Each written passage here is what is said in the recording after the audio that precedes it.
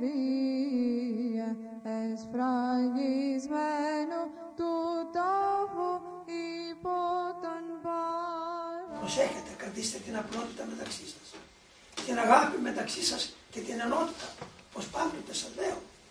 Ο διάβολος, επειδή είναι η δύναμη του και η θέληση του και η διαστροφή του να διασπά τα ενωμένα. Το πρώτο του στοιχείο είναι αυτό. Και επειδή εμείς είμαστε πολλοί και κάθε ένας από εμάς είναι ιδιαίτερος χαρακτήρας, δεν είναι παράξενα να έχουμε διαφορετικές γνώμες. Αυτά με κατέβει ο διάβολος σαν κουτάλα. Είδες τι είπε εκείνος, είδες τι είπε τόσο. Και ένας δεν το πει καλά. Εκείνος το λέει καλύτερα. Μα γιατί να το λέει τους αυτό. Αυτές οι αγγελίες προφάσεις μας βάζει να αρχίσουμε διαφορές μεταξύ μας. Ενώ το ξέρουμε εκ των προτέρων και το καθήκον μας είναι οφείλουμε τα ψυχάς ημών υπέρ των αδελφών ημών τι θένε. Αλλήλοντα μάρι βαστάζεται. Ανεχόμενοι αλλήλισσες πλάχνες Χριστού. Βλέπετε. Προσέχετε λοιπόν. Η εντολή της αγάπης είναι το κεφάλαιο. Επειδή ο Θεός είναι η αυτό αγάπη.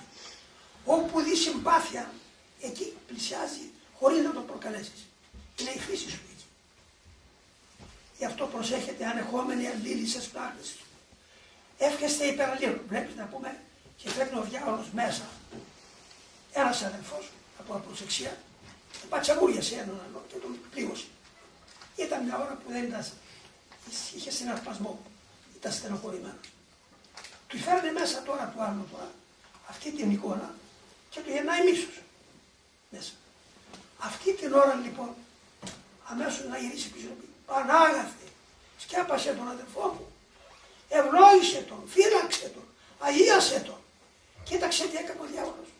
Σε παρακαλώ κύριε μου.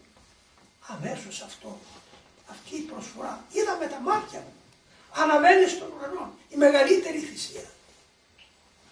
Έτσι, γιατί ακριβώς εννοείται, θα ψυχάσει υπέρ των αδελφών ημών τι θέλει.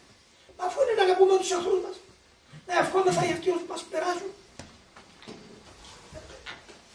Αυτό είναι. Ο Θεός μας, ο δάσκαλός μας, ο πατέρας μας είναι αγάπη. Αυτό αγάπη. Και από την αγάπη του μας καταξίωσε σε αυτή τη θέση. Λοιπόν και εμείς προσπαθούμε να αντιγράψουμε ανεχόμενοι αλλήλεις εσπράχνες Χριστού. Μηδέν οφείλεται. Εμείς το αγαπάμε αλλήλους.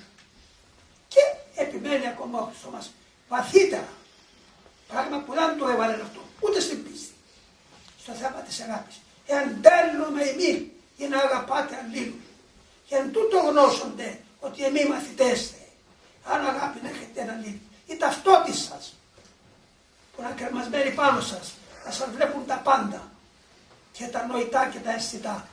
Είναι η μεταξύ σας αγάπη.